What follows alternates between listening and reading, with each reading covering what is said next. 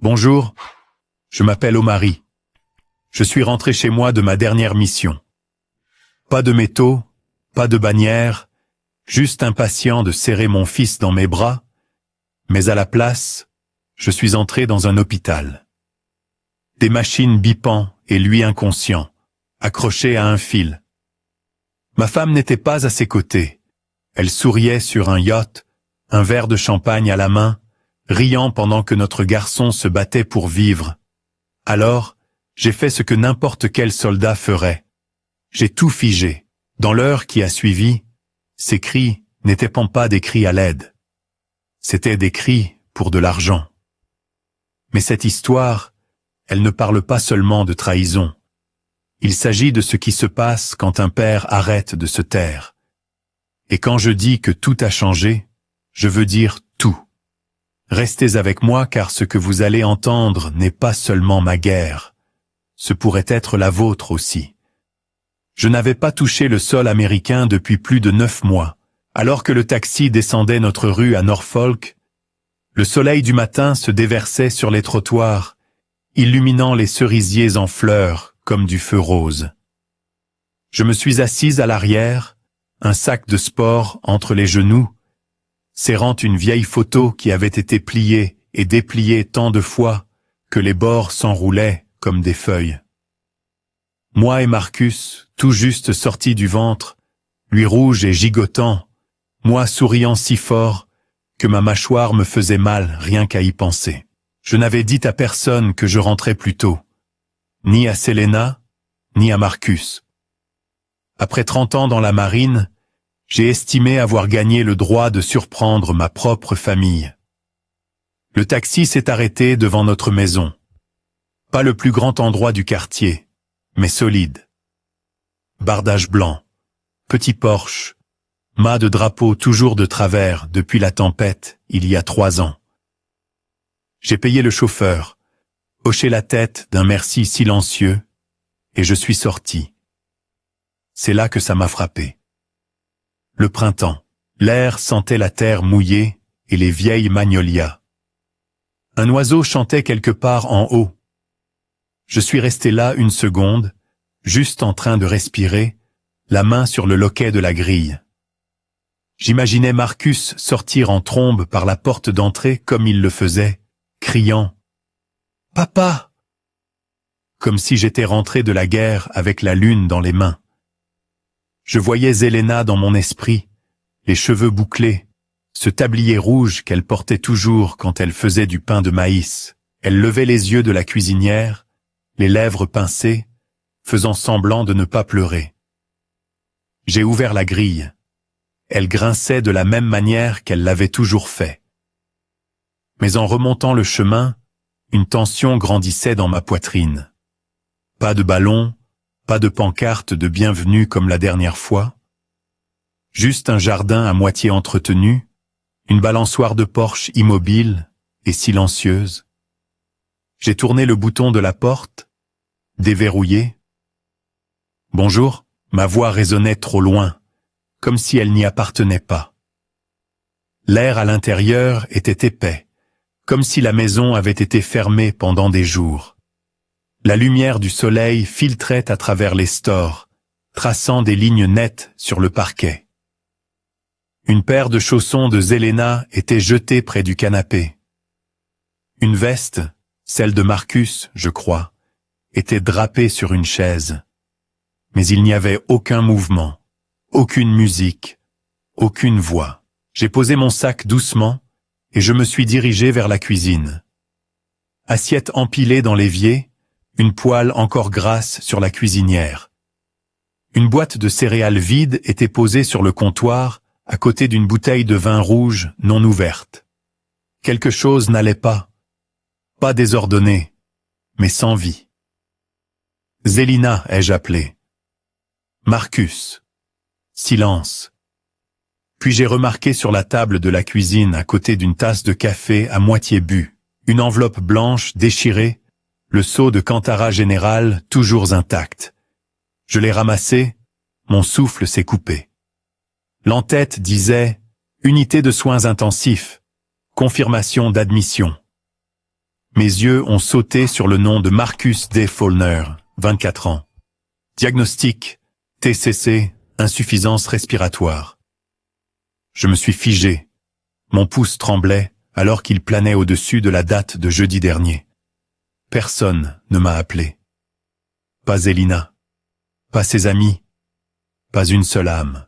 J'ai regardé à nouveau la tasse de café. Encore tiède.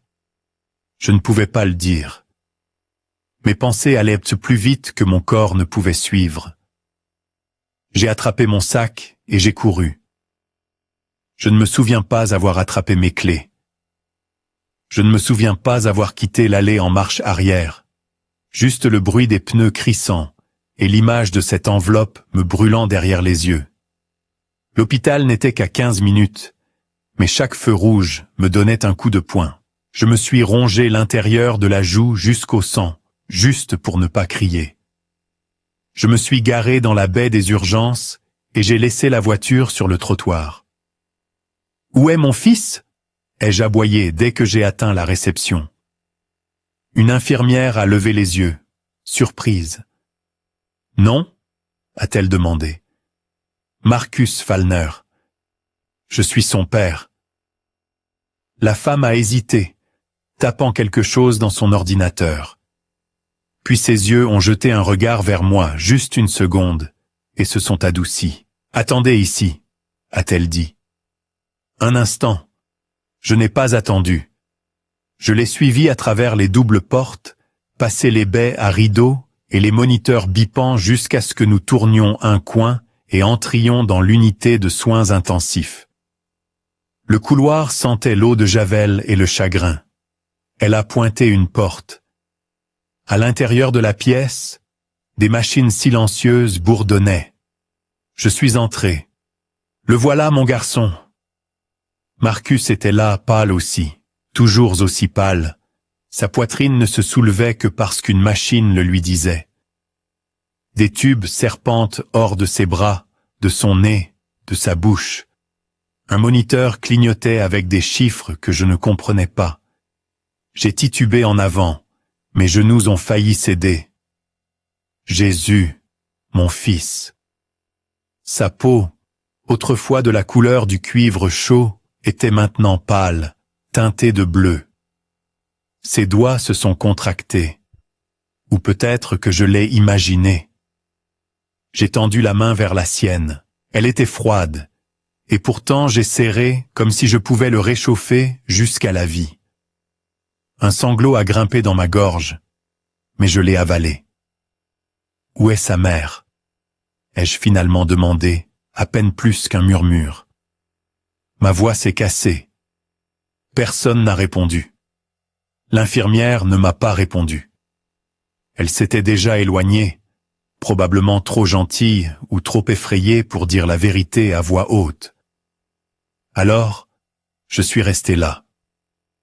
Mon fils gisait entre la respiration et l'immobilité, et je suis resté là comme un vieil homme perdu avec de la terre sur ses bottes et trop de sel dans sa barbe. Je voulais crier, voulais le supplier de se réveiller, de débrancher les machines des murs et de crier à Dieu ou à quelqu'un d'expliquer ce qui s'était passé, mais je ne l'ai pas fait.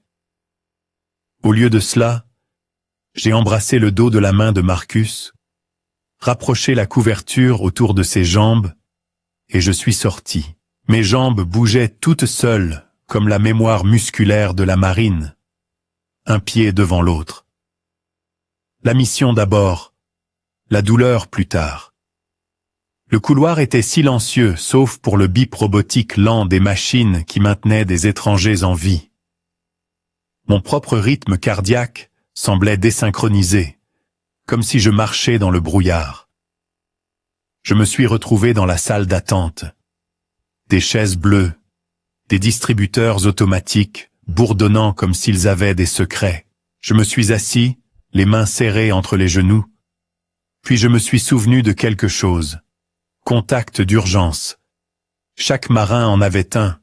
Il en allait de même pour chaque civil.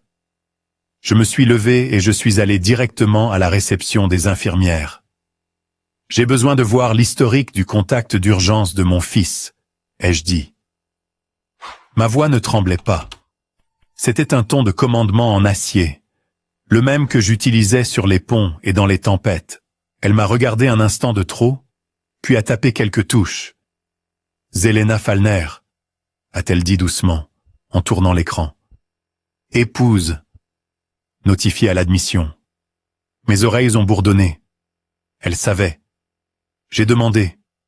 L'infirmière a hoché la tête. Elle a signé l'admission. Jeudi soir. Je l'ai regardée, mais mes yeux ne la voyaient plus. Juste de la statique blanche. J'ai sorti mon téléphone. Appel 1, Zelina. Pas de réponse. Appel 2, Zelina. Toujours rien. Appel 3, Zelina. Directement à la messagerie vocale. J'ai essayé de texter. Où es-tu? Marcus est aux soins intensifs.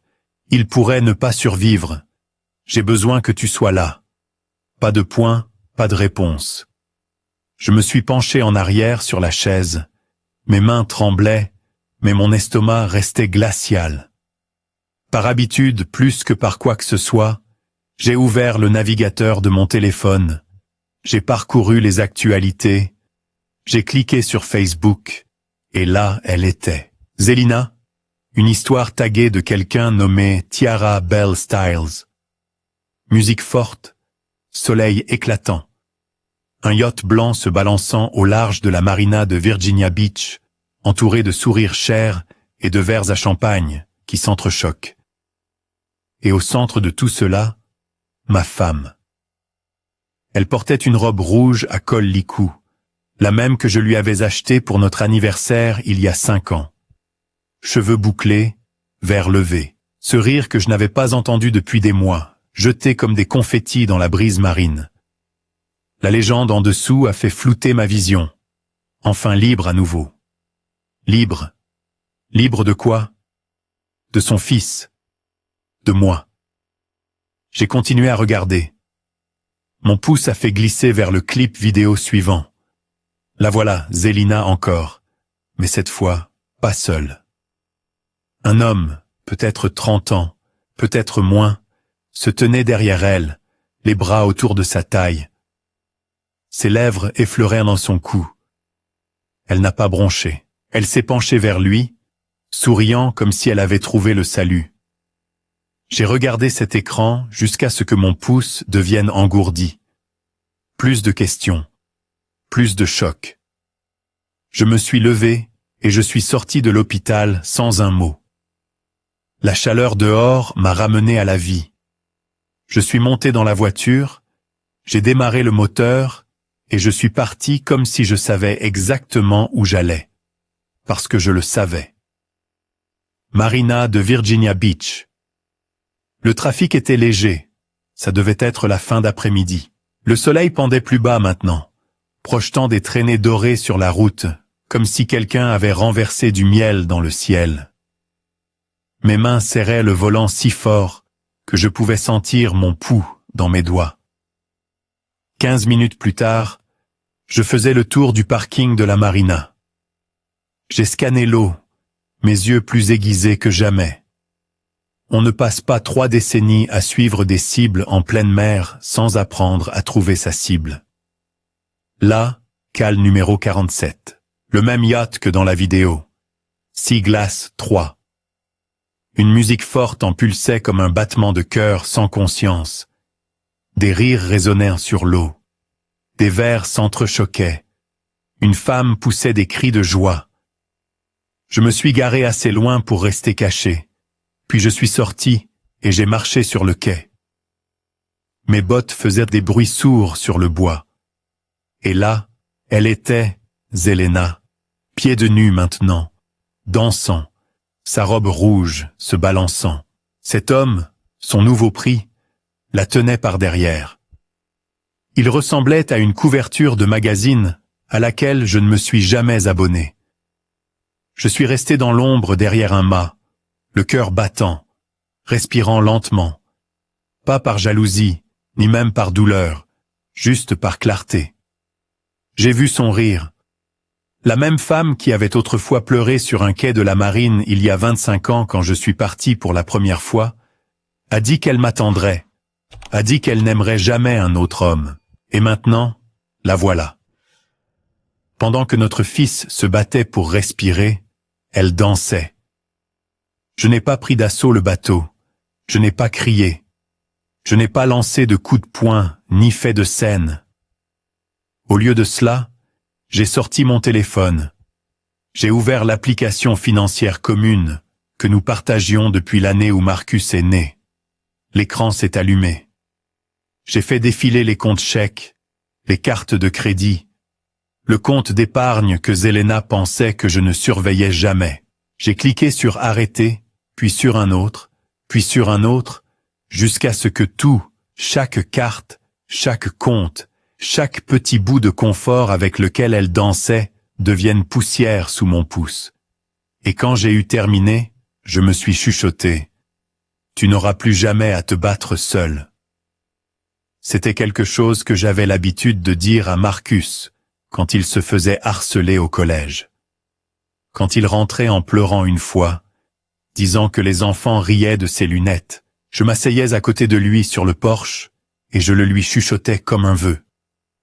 Maintenant, je l'ai redit.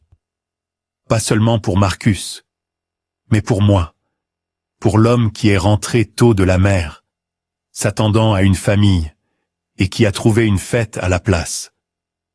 1 heure plus tard, sa voix a traversé la marina comme une sirène. « Oh Marie, qu'est-ce que tu as fait ?» Je n'ai pas bougé. Je l'ai juste laissé le vent porter sa panique vers moi. Le même vent qui portait autrefois ses promesses. Exactement 1 heure plus tard, sa voix a traversé la marina comme une sirène, criant mon nom sur le quai comme une femme qui venait de réaliser que le sol sous ses pieds avait disparu. « Oh Marie. Je n'ai pas répondu. Je m'étais éloigné du quai après avoir gelé tous les comptes conjoints que nous avions jamais partagés. Et maintenant, je me tenais près du parking, les bras croisés, regardant à distance alors qu'elle descendait en courant pieds nus de ce yacht comme un nuage d'orage, sous forme humaine. Sa robe rouge collait à ses jambes, tordue et mouillée par l'eau de mer ou la sueur. Je ne pouvais pas le dire. Son mascara avait fondu en fines lignes sous ses yeux, rendant son visage déformé, méconnaissable par rapport à la femme que j'aimais autrefois. Elle a chargé sur le quai comme si cela lui devait de l'argent.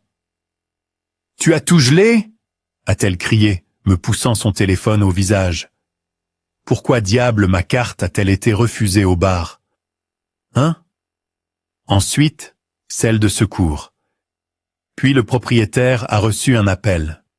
« Qu'as-tu fait ?» Je n'ai pas bronché. Je suis resté là, silencieux, immobile comme un mur. « Tu trouves ça mignon ?» a-t-elle claqué, sa voix craquant au bord. « Tu as disparu, oh Marie. Pendant des mois, tu m'as laissé seul. Tu es parti jouer aux soldats, pendant que je devais tenir toute cette maison. » Elle a craché les mots comme du venin, mais je n'ai pas mordu à l'hameçon. Au lieu de cela, je l'ai regardé droit dans les yeux, et j'ai dit 6 mots qui ont tranché son bruit comme une lame. Notre fils est aux soins intensifs. Silence. Pour la première fois de la nuit, son souffle s'est coupé. Ses lèvres se sont entr'ouvertes comme si elle voulait parler, mais les mots se sont simplement bloqués. J'ai vu la peur clignoter derrière ses cils. Juste 1 seconde. Puis la panique s'est transformée en autre chose. Je ne savais pas, a-t-elle bégayé. Tu ne m'as pas dit que c'était si grave. J'avais besoin d'une pause. Je ne savais pas. Tu étais le contact d'urgence, ai-je dit doucement. L'hôpital t'a appelé jeudi soir. Tu as signé l'admission. Tu savais. Ses yeux ont esquivé. Je me suis rapproché. Non pas pour la menacer, mais pour qu'elle m'entende pleinement. Je n'étais même pas sur le dossier. Ils ont dû demander mon identité. Et pendant que je regardais mon fils perdre conscience, tu étais là dehors à danser sur le bateau de quelqu'un d'autre. Sa bouche bougeait comme si elle avait d'autres mensonges prêts, mais ils se sont bloqués dans sa gorge. Elle a essayé de faire la comédie à nouveau, peut-être en espérant que je tombe encore dans le panneau. « Oh Marie !» a-t-elle dit, la voix soudainement douce, suppliante. « Charles, nous sommes déconnectés depuis longtemps. Tu as été tellement absent. Tu ne sais pas ce que ça a été d'essayer de survivre pendant que tu sauves le monde. » Je n'ai pas haussé la voix. Je n'ai pas montré du doigt. J'ai juste posé la vérité. Tous les comptes conjoints sont gelés. Le compte de la maison, les cartes de crédit, le portefeuille d'investissement partagé, tout est verrouillé. J'ai révoqué votre procuration cet après-midi. L'hôpital l'a endossié. L'autorité médicale de Marcus est sous ma responsabilité maintenant. Elle est devenue pâle, et pas de cette pâleur qui vient de la culpabilité. C'est le genre de pâleur qui vient quand un parasite réalise que l'hôte est parti. Tu ne peux pas faire ça, a-t-elle murmuré presque pour elle-même. Je l'ai déjà fait. Tu ruines tout, a-t-elle crié. As-tu la moindre idée de ce que cela implique? Veux-tu détruire toute notre vie pour une seule erreur? Je l'ai regardé longuement et lentement, puis j'ai répondu « Non, je restaure ce que tu as essayé de détruire. » Cela a dû la briser. Son corps tremblait, pas de froid, mais de l'effondrement du contrôle. Elle s'est approchée de moi, désespérée maintenant, creusant profondément pour trouver ce qui fonctionnait encore sur moi. « Je t'ai aimé ?» a-t-elle dit soudainement, la voix tremblante. « Tu penses quoi que c'est une question d'argent? Je t'ai attendu, ô mari. Tu penses être le seul à avoir sacrifié? » J'ai hoché la tête lentement. « Tu recevras ce que tu as gagné. Pour l'instant, c'est rien. » Elle a haleté comme si je l'avais frappée, mais il n'y avait pas de point dans mes mots, juste le genre de justice tranquille qui n'a pas besoin d'être bruyante pour résonner à jamais.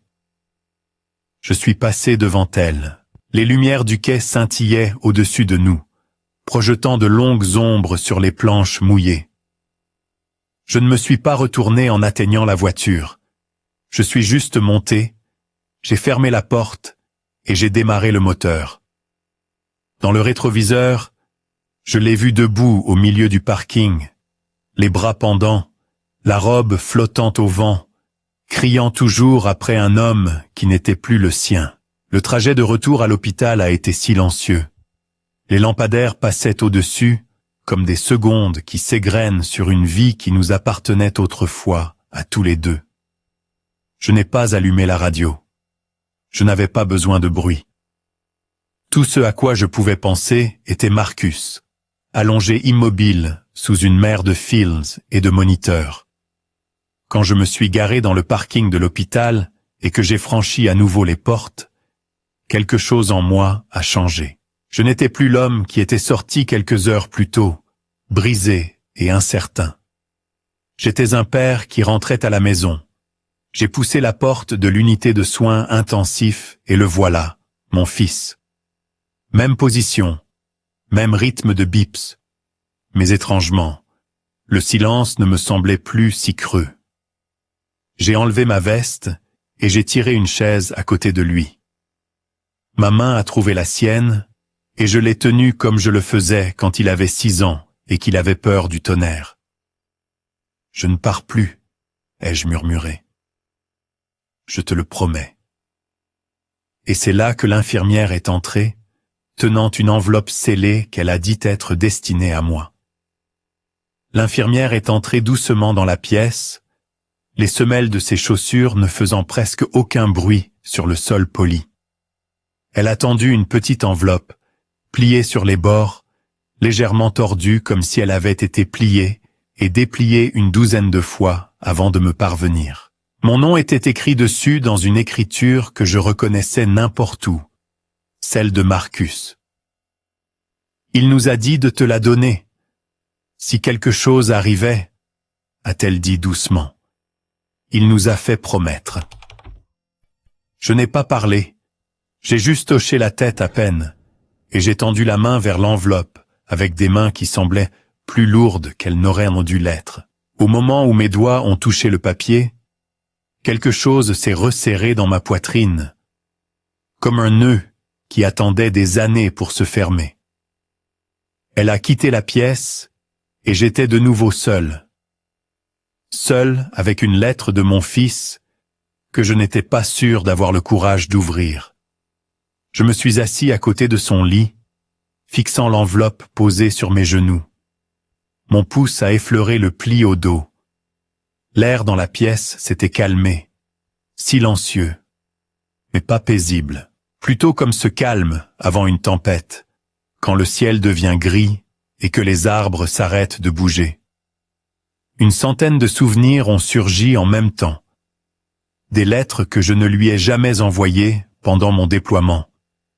Des anniversaires que j'ai manqués. Des bulletins scolaires que je n'ai pas accrochés au frigo. La fois où il m'a demandé pourquoi je devais toujours partir juste après les fêtes. Mais cette lettre, celle-ci n'était pas un souvenir. Celle-ci était réelle. Et elle venait d'un garçon allongé à 3 pieds de moi, respirant à peine à travers des tubes et des fils. J'ai déchiré le rabat lentement, comme si l'ouvrir trop vite pouvait faire disparaître les mots. À l'intérieur, une seule feuille de papier pliée en 3, sans fioriture, juste la vérité. Je l'ai ouverte et j'ai commencé à lire. Papa, si tu lis ceci, alors quelque chose s'est mal passé. Je ne sais pas si je dors, ou si je suis parti, ou simplement incapable de parler. Mais de toute façon, tu tiens ceci. Alors voilà. Ma gorge s'est serrée. Les mots étaient râpeux, un peu irréguliers. Il devait avoir écrit ceci de son lit d'hôpital. Peut-être entre des procédures. Peut-être juste après s'être réveillé d'une. Mais il n'y avait aucune hésitation dans son ton. Juste de l'honnêteté. Tout d'abord, ne te blâme pas. Tu voudras le faire. Tu le fais toujours. Mais ce n'est pas ta faute. J'ai besoin que tu saches que je te voyais même quand j'étais en colère. Je te voyais toujours. J'ai cligné des yeux forts. Les bords de la page ont flouté pendant 1 seconde, et j'ai dû respirer lentement, juste pour ne pas craquer là. Je sais que tu pensais que je te détestais parce que tu étais absent, que je ne comprenais pas pourquoi tu avais toujours choisi la marine. Et oui, je l'ai fait. Pendant longtemps, j'ai cru que tu avais choisi la mer plutôt que moi, mais je ne suis pas arrivé à ça tout seul.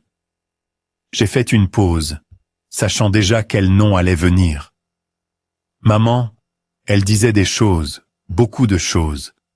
Elle me disait que tu ne voulais pas vraiment revenir. Elle disait que tu aimais être un héros plus qu'un père. Quand j'étais petit, je la croyais parce qu'elle était toujours là et pas toi. Et j'étais en colère. Tellement en colère. J'ai avalé difficilement. Je l'ai senti jusqu'au fond de mon estomac. Mais en vieillissant, j'ai commencé à voir les choses différemment. J'ai vu la façon dont elle utilisait ton nom quand elle voulait de l'argent. J'ai vu comment elle transformait ton absence en son pouvoir. Elle me disait que tu étais froid, que tu n'appelais jamais. Mais je me souviens de tes tentatives. Je me souviens des lettres que tu envoyais, même celles qu'elle cachait. J'en ai trouvé une dans son placard une fois, rangée dans un vieux sac à main. Elle ne me l'a jamais donnée. J'ai serré la page plus fort. Je me souviens de cette lettre. Noël, il y a 4 ans. Je l'avais postée depuis Guam. J'avais mis mon cœur dans chaque mot. Jamais de réponse. L'année dernière, j'ai découvert l'une de ses liaisons. Elle sortait avec un type qui possédait le bar où elle allait toujours. Je l'ai confrontée. Elle m'a dit que j'étais paranoïaque. Elle a dit que tu me manipulais. Elle a dit que tu m'avais empoisonné contre elle. Mais elle ne pouvait plus mentir aussi bien qu'avant. Je l'avais enfin vue, vu qui elle était vraiment, et j'ai commencé à te voir différemment aussi. Cette phrase m'a fait me pencher en arrière sur la chaise, laisser le papier reposer sur ma poitrine pendant un moment. Les bips des moniteurs rythmèrent en mon cœur. Régulier, bas, mais pas calme. Tu n'étais jamais parfait, mais tu as toujours essayé. Et je ne l'ai jamais dit, parce que la fierté est une chose stupide. Mais je suis fier de toi. Je l'ai toujours été. Tu as servi ton pays. Tu n'as jamais arrêté de vérifier. Même quand j'ignorais tes appels, tu payais tout ce dont j'avais besoin. Même quand je disais que je ne voulais pas de ton argent, tu continuais à te présenter et j'étais juste trop en colère pour dire merci. À ce stade, ma main tremblait. Des larmes ont commencé à couler, douces et silencieuses. Pas de drame, pas de bruit, juste le genre de chagrin qui s'installe au plus profond des os. Si je ne m'en sors pas, ne pleure pas pour moi, s'il te plaît. J'ai eu la chance de connaître la vérité avant la fin. C'est plus que beaucoup de gens n'en ont. Mais s'il te plaît, bats-toi. Ne la laisse pas gagner. Pas seulement pour moi, pour toi. Tu mérites la paix, papa. Tu mérites mieux que ce qu'elle t'a donné. Je t'aime, Marcus. J'ai plié le papier lentement. Je l'ai pressé contre ma poitrine, et pour la première fois depuis longtemps, j'ai tout laissé sortir. Les larmes coulaient sur mon visage comme l'eau d'un barrage, qui se fissurait enfin. Je n'ai pas essayé de me retenir. Je n'ai pas essayé d'être fort.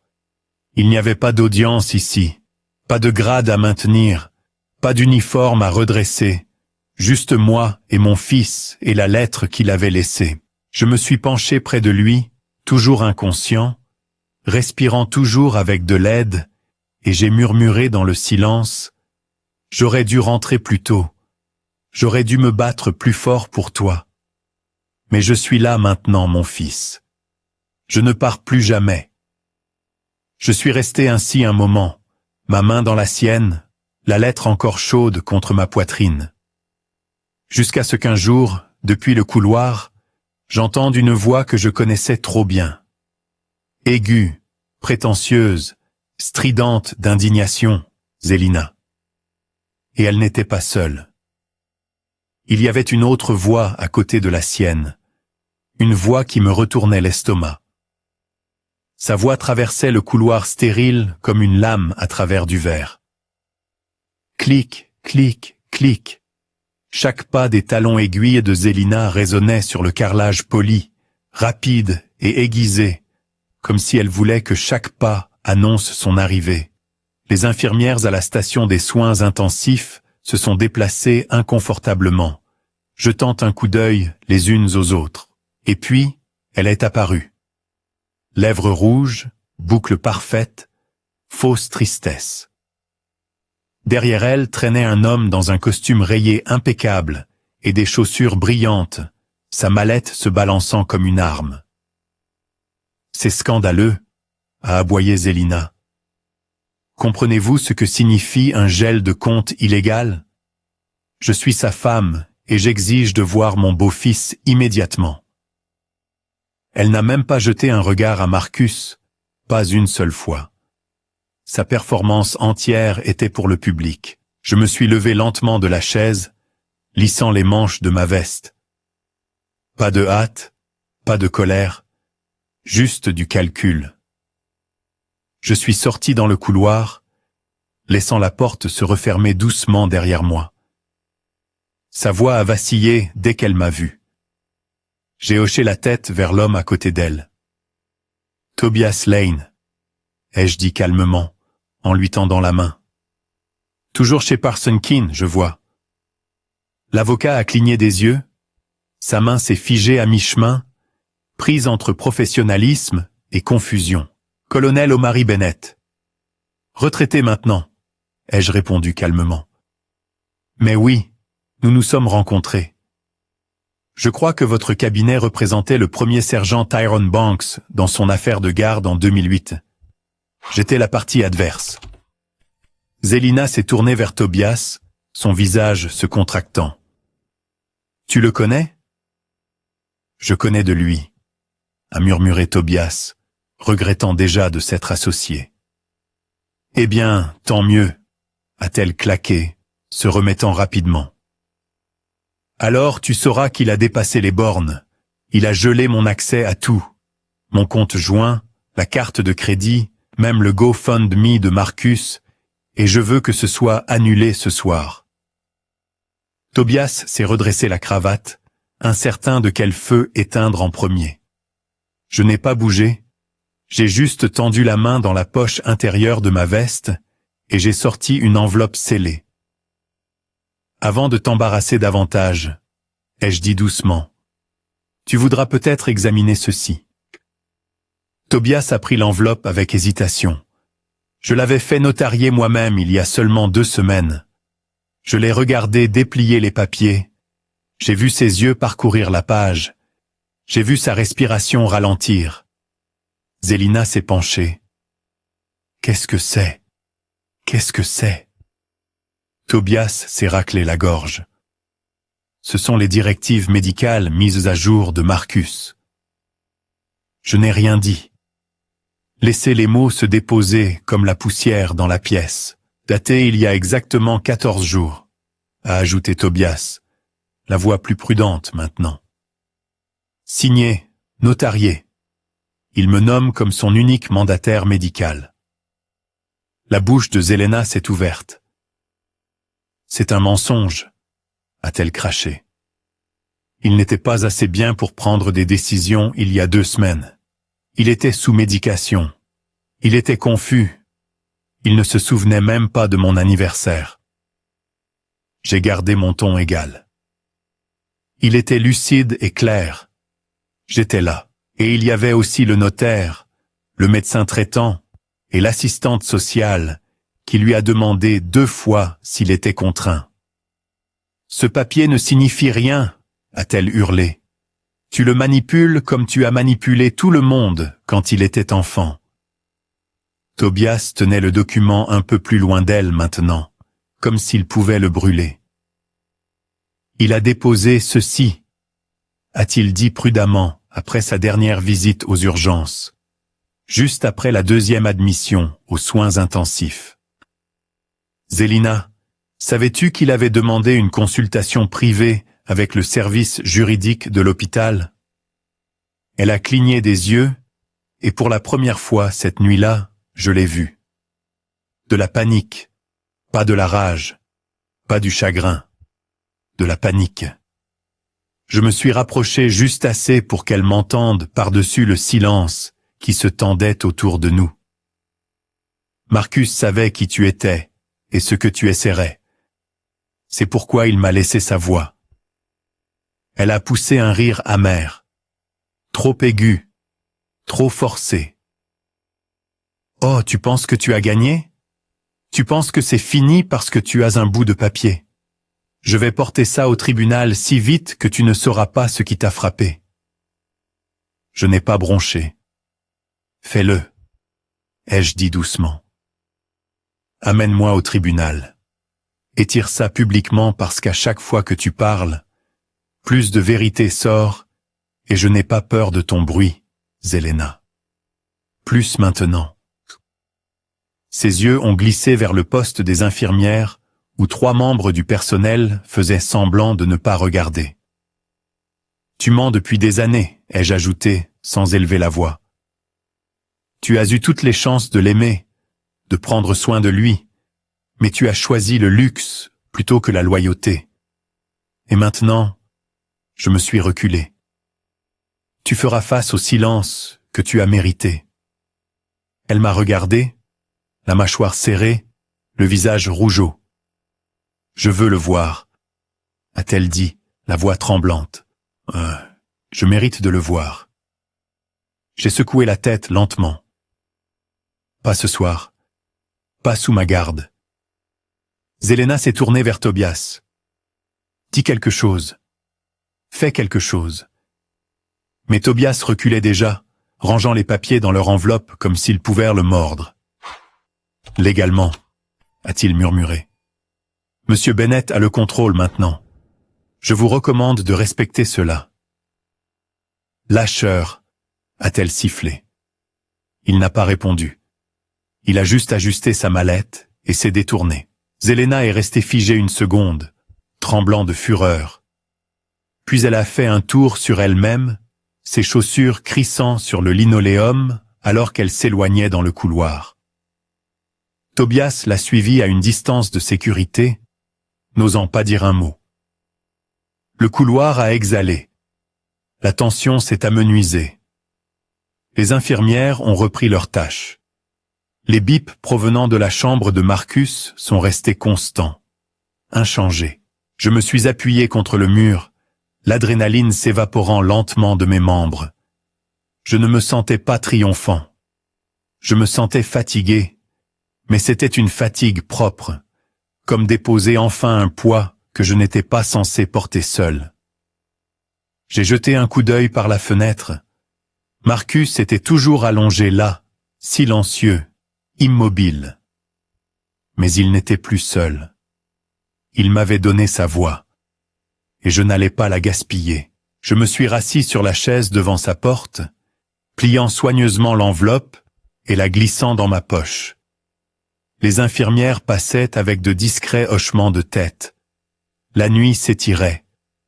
La paix pour l'instant. Mais cette paix s'est brisée le lendemain matin, quand un policier est arrivé tenant le téléphone de Marcus, et quelque chose à l'intérieur a tout changé. Apparemment, l'officier était jeune, mais ses yeux portaient le genre de poids qui vient de voir trop tôt.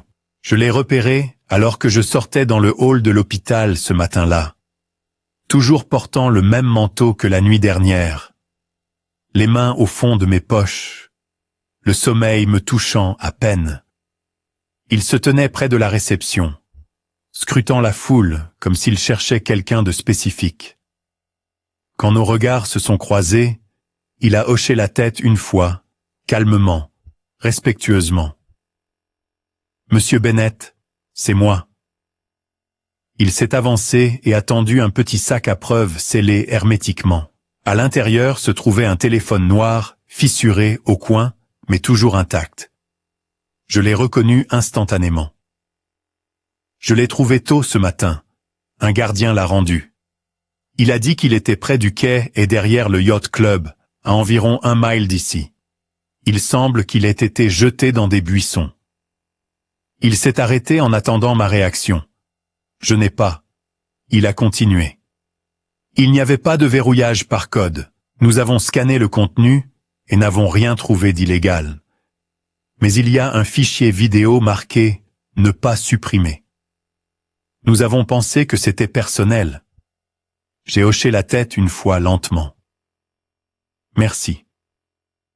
Il m'a tendu une planchette. Formulaire de chaîne de confiance standard. J'ai signé, appuyant assez fort pour laisser une empreinte à travers le papier. L'officier a donné un petit signe de tête. Si vous trouvez quelque chose que vous pensez que nous devrions voir, ai-je dit, me détournant déjà. Je ne suis pas retourné dans la chambre de Marcus. Pas encore. Au lieu de cela, j'ai passé le kiosque à café, traversé le couloir bordé de peintures à l'huile et de plaques de donateurs, jusqu'à trouver la petite porte en bois marquée « Chapelle ». Je l'avais passée une douzaine de fois au fil des ans, toujours vide, toujours silencieuse. À l'intérieur, l'air était calme et sombre, éclairé uniquement par des appliques douces et la pâle lumière bleue d'un vitrail. Je me suis assis dans la 3e rangée en partant de devant, loin du courant d'air, loin de la vue. J'ai sorti le téléphone du sac et j'ai fait glisser mon pouce sur l'écran. Toujours 23% de batterie. J'ai fait défiler les déchets habituels. Fils de discussion, messages vocaux, une liste de lecture musicale appelée Better Days. Puis, je l'ai vu. Une seule vidéo intitulée en majuscule « Ne pas supprimer pour papa ». Je n'ai pas respiré, j'ai juste tapé. L'écran a changé et la vidéo a commencé. Au début, il n'y avait que de la statique, puis son visage. Marcus. Il était assis sur le bord d'un lit dans ce qui ressemblait à une chambre d'amis. Lumière pâle, drap défait, ombre sous ses yeux. Il avait l'air plus maigre que je ne m'en souvenais, amaigri. Mais ses yeux, ils étaient fixes. « Salut, papa », a-t-il dit, la voix, mais claire. « Si tu regardes ceci, c'est que quelque chose s'est mal passé. » J'ai serré la banquette. Il a poussé un lent soupir. Je ne savais pas comment le dire en face. Peut-être que j'avais honte, peut-être que j'avais peur. Mais je ne voulais pas mourir sans dire la vérité. Sans te dire la vérité. Il a tendu la main hors de l'écran et a posé un petit stylo à insuline, le tapotant 2 fois avec son doigt. Cette femme, Zelena, elle a dit au médecin que j'avais raté mes doses parce que j'étais distrait. Dit que je les avais sautées exprès. Mais je l'ai entendu. Je l'ai entendu au téléphone rire, disant qu'elle avait vidé ma carte. Elle se vantait que mes nouveaux médicaments coûtaient plus cher que son forfait croisière, et que ça n'avait pas d'importance parce qu'elle disait « Il a le jean têtu de son papa. Laissons la nature faire le reste. » J'ai regardé l'écran, mon cœur battant, chaque cellule de mon corps brûlant. Marcus a dégluti. Elle m'a dit que tu étais parti, que tu ne voulais rien avoir à faire avec moi. Je l'ai cru pendant des années. Elle disait que tu avais honte de moi, de mon corps, de ma santé, de ma douceur. Je l'ai laissé se faufiler entre nous. Ses yeux ont vacillé. J'étais un lâche, papa. Je l'ai laissé écrire l'histoire, et je ne savais pas comment l'arrêter. Il s'est penché en arrière. La pièce derrière lui s'est légèrement floutée, mais la douleur sur son visage était vive. Mais j'ai vu ta lettre, l'ancienne, celle que tu as écrite quand j'avais 12 ans. Elle était cachée dans son bureau. Tu n'es jamais parti. Tu n'as jamais arrêté d'écrire. Elle ne me les a juste jamais donnés. Je ne pouvais pas respirer. Mes jointures étaient devenues blanches autour du téléphone. Marcus a hoché la tête une fois comme s'il avait besoin de se rappeler de continuer. Alors si quelque chose m'arrive, ce ne sera pas juste mon corps qui abandonne. C'est elle qui me pousse vers le bord. Un mensonge à la fois. Il a regardé droit dans l'objectif. Dis-leur ce qu'elle a fait, papa. Ne la laisse pas le réécrire à nouveau. Fais-le bien pour moi, pour quelqu'un d'autre qui pourrait être coincé comme je l'étais. Il y a eu une pause, puis doucement. Je t'aime. Je n'ai jamais arrêté. L'écran est devenu noir. Je n'ai pas bougé. Pas tout de suite, pas pendant un long moment. La chapelle était toujours à l'extérieur. Le léger bourdonnement des haut-parleurs m'a rappelé que j'étais toujours dans un hôpital, toujours au milieu d'une guerre qui ne faisait que commencer. J'ai regardé la vidéo à nouveau, puis encore, 3 fois au total. À la fin de la 3e, j'avais mémorisé chaque clignement, chaque tremblement dans sa voix, chaque moment de silence où il hésitait avant de parler. J'ai téléchargé le fichier dans mon dossier cloud sécurisé, les crypté 2 fois et les sauvegardé sur une clé USB que je gardais dans mon manteau. Puis j'ai verrouillé le téléphone et l'ai remis dans la poche intérieure de ma veste. Je suis resté en silence un moment plus longtemps, regardant le vitrail, maintenant doré, avec la lumière du matin qui le traversait, et puis j'ai murmuré calmement et doucement. Tu n'es pas mort en silence, mon fils. Je m'assurerai qu'ils t'entendent tous maintenant. Ma main reposait sur mon genou alors que je me levais. J'ai poussé doucement la porte de la chapelle, m'attendant à ce que le couloir silencieux à l'extérieur soit tel que je l'avais laissé. Mais ce n'était pas le cas, car juste là, près des distributeurs automatiques, près du corridor principal, se tenait Zélina, les cheveux bouclés, le maquillage frais, un chemisier couleur crème qui criait « Designer ». Et dans sa main, un microphone. Elle était en plein rire, les lèvres peintes en vif, faisant face à une équipe de télévision locale. Sa voix retentissait alors qu'elle parlait assez fort pour que quiconque passe l'entende. « Je veux juste que le monde sache », a-t-elle dit gentiment. Mon mari était profondément aimé, et quiconque dit le contraire a son propre agenda. J'ai arrêté de marcher, j'ai regardé. Le caméraman a zoomé.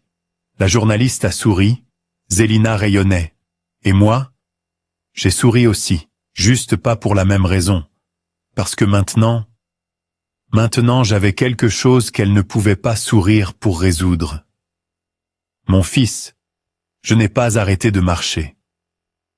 Dès que j'ai vu la lumière rouge de la caméra de cette journaliste, et Zélina se couvrant dramatiquement la poitrine comme une veuve de guerre endeuillée, j'ai su exactement à quel jeu elle jouait. Il est apparu de nulle part, a gelé nos comptes, et maintenant mon beau-fils, mon pauvre innocent Marcus, se bat pour sa vie, a-t-elle crié. Sa voix s'est cassée de cette façon fausse et fluette que les gens utilisent quand ils veulent paraître brisés, mais toujours parfaitement apprêtés pour la télévision. La journaliste a hoché la tête, les yeux écarquillés. Et croyez-vous qu'il fait ça pour accéder aux biens de Marcus? Je crois, a-t-elle reniflé, qu'il ne m'a jamais pardonné de m'être marié dans cette famille. Il a toujours pensé que je n'étais pas assez bien pour son fils, et maintenant, il veut se venger. Je suis sorti de la chapelle, juste à temps, pour entendre cette dernière réplique. Sa voix rebondissait sur les carreaux du couloir, comme si elle jouait dans une audition de Broadway, au lieu de parler de mon fils à moitié conscient. Le caméraman a légèrement bougé. Zélina, toujours l'actrice, lui a donné un meilleur angle. « Il déchire cette famille », a-t-elle dit, étouffant un sanglot. « Et il n'arrêtera pas tant qu'il n'y aura plus rien. » L'animateur a incliné la tête avec sympathie. « Avez-vous des preuves ?»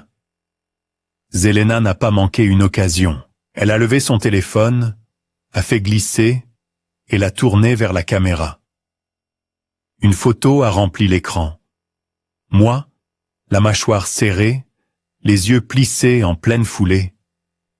Le bras de l'infirmière était à peine visible sur le bord du cadre, mais vous ne pouviez pas dire d'après l'angle qu'elle était celle qui venait de m'éloigner de la chambre de Marcus, essayant d'arrêter une scène. Recadré et filtré, je ressemblais à un prédateur. « Il est entré comme s'il possédait l'endroit », a dit Zélina, sa voix montant. « Ce n'est pas un père, c'est un homme avec un agenda. » Je n'ai pas arrêté de marcher. Je n'ai pas bronché. Je n'ai pas crié. Je n'ai même pas cligné des yeux.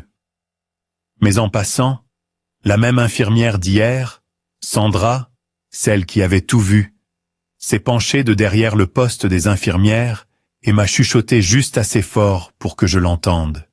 « Nous connaissons la vérité, monsieur Bennett. Nous vous soutenons. » J'ai hoché la tête une fois, lentement. C'était suffisant. Zélina a continué sa performance, sa voix devenant de plus en plus forte, essayant de m'entraîner dans la scène. Je n'ai pas mordu. J'ai poussé les doubles portes et me suis dirigé directement vers le garage. Mes pieds bougeaient vite. Mon esprit bougeait plus vite. 20 minutes plus tard, j'étais de retour dans mon appartement. Le silence semblait plus lourd que d'habitude. Je n'ai pas enlevé mon manteau, j'ai juste jeté mes clés sur le comptoir, retiré mes chaussures et ouvert mon ordinateur portable. Il n'y avait qu'une seule personne en qui j'avais assez confiance pour cela. Ruti Molen, retraitée de la marine, ancienne officière JAG, maintenant avocate des droits civils, comme un bulldog avec un cœur de fer et une voix qui pouvait faire taire une salle d'audience en 3 phrases ou moins. J'ai cliqué sur son numéro. Elle a sonné 2 fois, puis est venue sa voix, rocailleuse, directe. « Oh Marie, ça fait un bail. »« J'ai quelque chose, » ai-je dit. « Tu en as toujours. » Je n'ai pas perdu de temps. Je lui ai envoyé la vidéo, le message de Marcus, et j'ai joint sa procuration ainsi que le relevé bancaire montrant plus de 8 000 $ retirés de ses comptes cette année seule. Quand la vidéo s'est terminée, elle n'a pas parlé tout de suite. Puis est venue sa voix, plus calme que je ne l'avais jamais entendue. « Oh mon Dieu, j'ai besoin de ton aide, » ai-je dit. Elle essaie de contrôler le récit. Ruti s'est raclé la gorge. Raconter la vraie histoire, mais avec des preuves.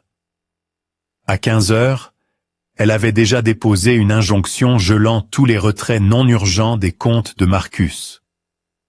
À 16h15, elle avait contacté un attaché de presse à Justice in Arms, une organisation à but non lucratif pour les vétérans et les familles militaires, pour coordonner une diffusion discrète de la vidéo. Pas d'interview, lui ai-je dit. Pas à mon sujet. Laissez l'histoire se tenir toute seule. Compris, a-t-elle répondu. Mais sache juste que ça va faire du bruit. J'ai expiré et j'ai regardé la photo toujours ouverte sur mon téléphone. Celle que Zelena avait flashée à la télévision. Celle qu'elle pensait me dépeindre comme un danger. L'ironie. Elle avait raison.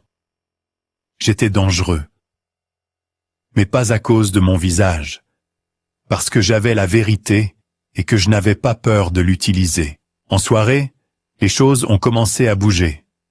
Au début, ce n'était que quelques reposts. Un petit compte sur Twitter, Justice Watch 757, a partagé la vidéo, avec la légende simplement « C'est Marcus, il mérite mieux ». Puis, elle s'est répandue comme un incendie. Reddit, Facebook, même LinkedIn. En 2 heures, #Justice for Marcus était en tête des tendances. Les gens citaient ces mots. Un mensonge à la fois. Raconter la vraie histoire. Certains ont même monté en parallèle l'interview de Zelena avec ses larmes de crocodile et des extraits de la confession silencieuse de Marcus. À 20 heures, son son de tragédie familiale était devenu un mème. À 20h45, des journalistes m'appelaient pour avoir mon commentaire. Je n'ai pas répondu. Je me suis assis à ma table de cuisine, les lumières tamisées, une tasse de café noir refroidissant dans ma main. La vidéo jouait à nouveau sur mon ordinateur portable, cette fois avec des sous-titres et une douce musique instrumentale en arrière-plan. Quelqu'un l'avait monté comme un court-métrage, mais il n'avait pas touché à la voix de Marcus. C'était toujours brut, toujours réel. Je me suis assis là, fixant la lueur de l'écran, sentant la marée finalement changer. Les mensonges, ils s'effritaient. Le silence, il disait enfin quelque chose. J'ai murmuré dans la pièce silencieuse à personne d'autre qu'à moi-même. La guerre vient juste de commencer. Puis j'ai posé la tasse, me suis penché en arrière, et j'ai croisé les bras sur ma poitrine. Mais j'ai l'armure de la voix de mon fils. Je n'avais pas besoin des projecteurs. J'avais quelque chose de plus fort. La vérité et une très bonne avocate. Le bourdonnement de mon téléphone a rompu le moment. L'identifiant de l'appelant s'est allumé. Numéro inconnu. J'ai hésité, puis je l'ai laissé aller à la messagerie vocale. Mais le texte est arrivé quelques secondes plus tard. L'avocat de Zelena veut une réunion demain, 9h ans. Il dit que c'est urgent. Médiation. J'ai regardé le message. Médiation? Non. Pas une chance. Je la connaissais trop bien. Ce n'était pas une question de règlement. Quelque chose avait changé. Et j'allais découvrir quoi? Oui. Et le lendemain matin est arrivé avec un froid gris dans l'air, le genre qui faisait transpirer le carreau de la fenêtre. Je n'avais pas beaucoup dormi. Pas par nervosité, mais parce que mon esprit se déplaçait comme un soldat lors d'une dernière veille. Focalisé, toujours. En attente. À 8h14 précise, mon téléphone a sonné. L'écran s'est allumé avec un nom que je ne m'attendais pas à voir. Shields Gordon LLP, le cabinet d'avocats de Zelena. Je l'ai laissé sonner 2 fois, puis j'ai répondu, la voix plate. Omari, je parle. Un jeune homme à l'autre bout a toussé, sonnant comme s'il était encore nouveau dans le mensonge professionnel. Monsieur Bennett, nous aimerions demander une réunion. Médiation peut-être pour clarifier quelques malentendus. Médiation? Ai-je demandé en enfilant déjà mon manteau. Où? Il m'a donné une adresse non loin du centre-ville. Il a dit qu'ils attendaient. Je ne le lui ai pas dit. Je savais déjà que ce n'était pas une question de paix. C'était une question de contrôle. Pourtant, j'y suis allé, pas parce que je voulais entendre ce qu'ils avaient à dire, mais parce que quelque chose dans le timing semblait mis en scène. Au moment où je me suis garé et que je suis entré dans le bâtiment comme le poste de police, j'avais déjà repéré la voiture de patrouille marquée dans le lot arrière. 2 détectives attendaient à la porte vitrée. « Monsieur Bennett ?» a demandé l'un d'eux, tenant un dossier sous son bras. « Nous apprécions votre venue. » Ils ne m'ont pas menotté, n'ont pas aboyé d'ordre, ont juste ouvert la porte et m'ont conduit dans un couloir étroit, bordé de vieux tableaux d'affichage et de linoléum éraflé. J'ai remarqué le nom familier d'une infirmière qui flashait sur un rapport épinglé au mur. Sandra. Elle avait témoigné la nuit dernière. Nous sommes entrés dans une salle de conférence avec plus d'ombre que de soleil. Une cafetière était posée là, intacte, une boîte de mouchoirs à peine utilisée, et puis ils ont commencé. Vous n'êtes pas sous enquête. Le détective principal, Wheeler, a dit « Nous vous appelons comme témoin clé ». L'autre détective, Ramirez, a ouvert le dossier. Tout d'abord, a-t-elle dit, merci pour cette vidéo. Elle a tourné l'écran vers moi, montrant l'enregistrement de Marcus. Ils ont fait boucler la partie où il disait qu'elle changeait mes médicaments. Dit que je l'embarrasserais si je ne restais pas calme. Wheeler s'est frotté l'arrière de la nuque. Nous examinions déjà les dossiers médicaux. Il y avait des drapeaux rouges, des irrégularités de facturation, des calendriers de livraison de médicaments qui ne correspondaient pas au protocole, des anomalies d'assurance, mais nous n'avions pas la voix du patient jusqu'à maintenant, a ajouté Ramirez. Puis est venue la liste. Zelena avait vidé la couverture médicale de Marcus, non pas pour un traitement, mais pour des mesures de confort adjonctives, qui comprenaient des forfaits spa dans une station balnéaire, des vols privés et des meubles de maison de designer présentés comme un soutien à la mobilité. Elle avait usurpé l'identité de Marcus par téléphone à plusieurs reprises, donnant son consentement pour des prescriptions hors AMM et des dosages modifiés, en particulier des sédatifs. Mais c'était la 3e page qui m'a coupé le souffle. Mise en danger par négligence, a déclaré Wheeler. Nous avons obtenu les signaux des antennes relais lors du dernier épisode cardiaque, où il aurait dû être amené pour une intervention d'urgence. Elle était à 3 heures au large, faisant la fête sur un yacht affrété. Pas de personnel présent à la maison. Pas de réponse aux alertes du système de surveillance à domicile. Ma mâchoire s'est tendue, mais je n'ai rien dit. Ils ont attendu. Je leur ai donné une phrase. Elle a essayé d'effacer mon fils, ai-je dit doucement. Maintenant, elle sera effacée de sa vie. Wheeler a hoché la tête lentement. C'est ce à quoi ressemble la justice, monsieur. Ils m'ont remercié, m'ont donné une copie des déclarations et ont dit que le mandat était prêt. Je n'ai pas demandé quand il serait signifié, mais je n'avais pas à le faire. À l'heure du déjeuner, j'ai eu ma réponse. Zelena faisait une autre interview en direct, cette fois depuis le jardin de prière de l'hôpital. Même journaliste, même inclinaison de tête répétée. Elle tissait toujours sa toile pour les caméras, pleurant doucement sur le fait d'être dépeinte comme la méchante et que la richesse ne signifie pas que je ne souffre pas. Je me tenais de l'autre côté de la cour avec Ruthie, les bras croisés, regardant à une distance discrète. Puis est venu le moment où deux officiers se sont approchés à la caméra, calmes mais fermes. « Madame, a dit l'un, vous êtes en état d'arrestation pour fraude médicale et négligence criminelle. » Zelena a cligné des yeux comme si elle n'entendait pas. Puis, elle a ri. « Cela doit être une erreur. »« Vous avez le droit de garder le silence, » a dit l'officier en guidant ses mains derrière son dos. Le microphone était toujours en marche, les caméras tournaient toujours, et Internet a tout capturé.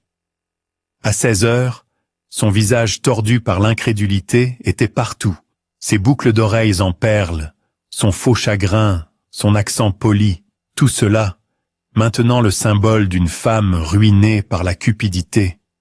Mais je n'ai rien posté, je n'ai rien partagé, je n'ai pas aimé. J'avais d'autres choses à faire. Ce soir-là, je me suis assis avec Ruthie et un juge au centre-ville, une session d'urgence. Elle a présenté tout. Les dossiers médicaux de Marcus, la piste financière, le témoignage vidéo et la procuration notariée d'il y a 2 ans. Elle a même apporté mon dossier militaire, soulignant mon autorisation de longue date, ma discipline et la confiance exprimée de Marcus en moi. Le juge, une femme noire d'une 60aine d'années, n'a pas dit grand-chose au début, a juste parcouru les papiers, ses lunettes à monture argentée glissant sur le pont de son nez. Puis elle a levé les yeux. « Ce garçon vous a fait confiance quand personne d'autre ne l'a fait, » a-t-elle dit. « Et il est clair que vous avez honoré cette confiance. » D'un seul coup de stylo, elle a signé l'ordonnance.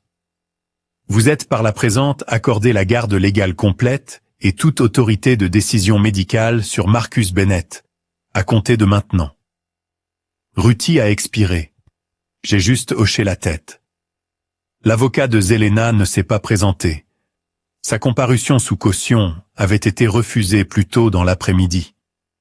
La justice n'était pas parfaite. Mais ceci était un début. Alors que je sortais du palais de justice ce soir-là, le vent s'est légèrement levé.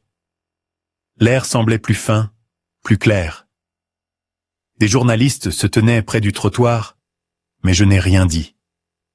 Je suis juste passé, tenant quelque chose dans ma main. La Bible de Marcus. Elle avait été glissée sous l'oreiller de l'hôpital pendant des années, mais maintenant elle était étroitement enveloppée autour de mes anciennes plaques d'identification. Les objectifs des caméras ont zoomé, mais je ne me suis pas arrêté.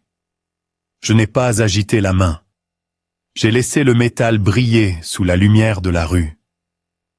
J'ai laissé le silence parler de lui-même. Et puis je suis monté dans la voiture et je suis retourné à l'hôpital. Il était temps d'aller voir mon fils. Je suis retourné dans la chambre d'hôpital de Marcus. J'ai posé les plaques sur la table de chevet et je me suis assis tranquillement à côté de lui, comme je l'avais fait tous les jours pendant les 2 dernières semaines. Sa respiration était régulière, un rythme doux que j'avais appris à mémoriser comme la cadence d'une marche militaire. Les machines bipaient à un rythme patient, ne se pressant jamais, ne s'arrêtant jamais. Je me suis penché et j'ai murmuré. Il est temps de revenir, mon fils. Le soleil commençait juste à se frayer un chemin à travers les stores, peignant le mur en bandes dorées. Un autre jour, un autre matin d'attente, et j'attendais. Chaque jour commençait de la même manière. J'apportais cette petite Bible en cuir qu'il avait l'habitude de porter dans sa poche cargo pendant le bootcamp, celle qu'il avait cornée et soulignée au lycée quand sa foi était brute et forte. Je la plaçais sur la table du plateau, puis j'ai sorti le haut-parleur Bluetooth, des marches militaires d'abord, pas trop fort, juste assez pour réveiller le souvenir. Puis les psaumes. Je les lisais à voix haute, parfois par cœur, parfois en suivant le doigt sur la page. Le psaume 27 était son préféré. L'Éternel est ma lumière et mon salut. De qui aurais-je peur? Je parlais aussi, lui racontais la météo, la blague stupide que j'avais entendue au dîner. Comment je me surprenais à crier après les informations encore. J'ai même décrit l'expression sur le visage de l'infirmière quand j'ai essayé de réchauffer des collard greens restants à 6 heures du matin. Elle m'a menacé de me dénoncer à la police du goût. Aucune réponse, mais j'ai continué à parler de toute façon, parce que c'est ce que font les pères. Ils restent même quand c'est silencieux, surtout quand c'est silencieux. 2 semaines se sont passées ainsi. 2 semaines de murmures, de psaumes, de rires forcés comme une réanimation sur un esprit. Et puis mardi, il était un peu plus de 2 heures de l'après-midi. Je venais de finir de lire une lettre du coach de Marcus au lycée, coach Randall. Il avait entendu ce qui s'était passé et avait envoyé une note manuscrite. Il disait que Marcus était l'enfant le plus discipliné qu'il ait jamais entraîné. Dis-lui que l'équipe garde encore sa photo dans le gymnase, avait écrit le coach. Il dirigeait avec le cœur. En lisant la dernière ligne, « Nous sommes tous avec toi, soldat ». Je l'ai entendu, un son que je n'avais pas entendu depuis des semaines. Un souffle s'est coupé, puis un battement. J'ai regardé en bas. Les paupières de Marcus ont bougé lentement, lourdement, comme soulever des poids sous l'eau, et puis ses doigts ont tressailli. D'abord l'index, puis le majeur. Je me suis penché, incertain si je l'avais imaginé. « Marcus », ai-je dit, bas mais fermement. Son front s'est légèrement plissé, puis une larme a roulé sur sa joue droite. J'ai tendu la main vers la sienne, et je l'ai senti. Une pression, une légère pression vacillante. Mais c'était réel. C'était le sien. « Tiens bon », ai-je murmuré, me levant rapidement. J'ai appuyé fort sur le bouton d'appel. Les infirmières se sont précipitées comme une vague. L'une a vérifié ses signes vitaux. Une autre a appelé le médecin traitant. Quelqu'un a dit « réactif ». Quelqu'un d'autre a dit « documentez ceci ». Je suis resté là, tenant sa main comme un soldat retrouvé par son unité. Je n'ai pas pleuré. Je n'ai pas applaudi. J'ai juste murmuré « C'est ça, mon fils. Je t'ai. Je suis juste là. » Au cours des jours suivants, ces progrès ont été lents mais constants. Pas de réveil dramatique, pas de discours miraculeux. Mais ses yeux suivaient les mouvements. Il clignait des yeux quand on lui demandait, et de temps en temps, si je racontais une mauvaise blague, il esquissait le plus petit sourire. Il ne pouvait pas encore parler, mais son âme était revenue. Et c'était suffisant. À la fin de la 3e semaine, les médecins l'ont transféré dans une clinique de réadaptation spécialisée en ville. Dernier cri, mur lumineux, chien thérapeute se promenant dans les couloirs, le genre d'endroit qui ressemblait plus à une guérison qu'à une punition. J'ai emménagé dans les quartiers d'amis. Je ne l'ai dit à personne.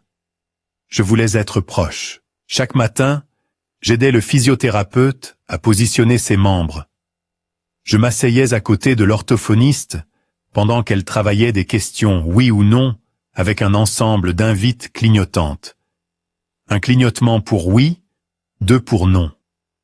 Chaque clignotement ressemblait à du code morse d'un navire naufragé.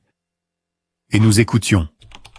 L'équipe de réadaptation disait que la récupération serait longue, lente, incertaine, mais j'avais déjà vu des miracles lents, et je me battrais à ses côtés à chaque étape.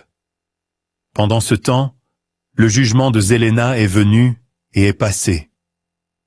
11 ans en régime de semi-liberté. Je n'ai jamais assisté à l'audience, jamais regardé les reportages. Quand la chaîne locale a essayé de m'appeler pour un commentaire, j'ai dit 4 mots. Ce chapitre est terminé. Ils n'ont plus appelé. Je ne regardais plus en arrière. 2 mois plus tard, Marcus avait retrouvé le contrôle partiel de son bras droit. Sa jambe gauche nécessitait toujours du travail, mais il pouvait s'asseoir avec un soutien. Il apprenait à écrire à nouveau. Juste des notes courtes, tremblantes, mais lisibles. Un matin, je l'ai conduit dans la cour de la clinique en fauteuil roulant. Le ciel était clair, l'air chaud. On pouvait sentir l'herbe fraîchement coupée dans la brise. Il a tapoté son doigt sur l'accoudoir 3 fois. Notre nouveau code pour « Allons-y ». J'ai hoché la tête. Nous sommes montés dans le van et avons roulé vers le nord. Je n'ai pas dit où nous allions. Je n'avais pas à le faire. 2 heures plus tard, nous nous sommes arrêtés dans le petit parc au bord du lac qu'il aimait quand il était garçon. Même parking de gravier, même quai, même silence dans les arbres. J'ai poussé son fauteuil roulant lentement sur le chemin. Nous avons passé la vieille table de pique-nique où nous avions l'habitude de manger des sandwichs au beurre de cacahuètes après la natation. L'eau était calme, pas une ride. Quand nous avons atteint le bord du lac, je me suis arrêté. Le soleil était bas derrière nous, projetant de longues ombres sur les roseaux. Je me suis assis à côté de lui sur le banc et j'ai enlevé ma casquette. Sa casquette, une vieille casquette de l'armée, était légèrement de travers sur sa tête. Je l'ai redressée doucement. On est arrivé, ai-je dit, en expirant. Il s'est légèrement tourné vers moi, les yeux doux. Puis j'ai tendu la main dans le sac, sorti la Bible, les mêmes plaques d'identification enroulées autour. Je l'ai posée doucement sur ses genoux. Il a regardé en bas pendant un long moment. Puis lentement, il a levé sa main droite et a tapé une fois sur la couverture. C'était suffisant. Plus que suffisant. Nous n'avons pas parlé. Nous n'avions pas besoin de le faire. Nous nous sommes simplement assis dans le silence qui avait autrefois semblé une absence, mais qui maintenant semblait une paix. Le vent soufflait doucement à travers les arbres. Un héron glissait bas sur l'eau. Quelque part derrière nous, une famille riait autour d'un barbecue. Je me suis penché en arrière, les yeux fermés. Je suis parti à la guerre pour protéger mon pays, ai-je dit à voix haute, plus pour moi-même que pour lui. Mais je suis rentré pour me battre pour l'âme de mon fils. Il n'a pas bougé, mais je savais qu'il avait entendu. J'ai perdu des années, ai-je ajouté doucement. Mais j'ai retrouvé notre lien, et cette fois, je ne pars pas. Plus jamais. Jamais. Alors que le soleil descendait derrière les arbres, peignant le lac d'or, j'ai senti ses doigts effleurer les miens à nouveau. Une autre pression silencieuse, une autre promesse. Certaines batailles sont bruyantes, d'autres sont silencieuses.